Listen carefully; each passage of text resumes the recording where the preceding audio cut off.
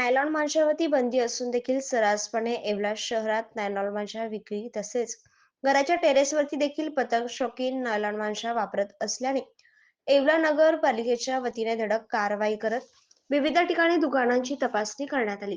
यावेळी टेरेसवरती पतंग उडवणाऱ्या मुलांच्या आसरी वरील मांजा जप्त करण्यात आला आहे. यापुढे नायलॉन मांसा विक्री अथवा वापरताना कोणी आढळल्यास कठोर कारवाई देखील करण्यात येणार असल्याची माहिती नगरपालिकेच्या वतीने देण्यात आली.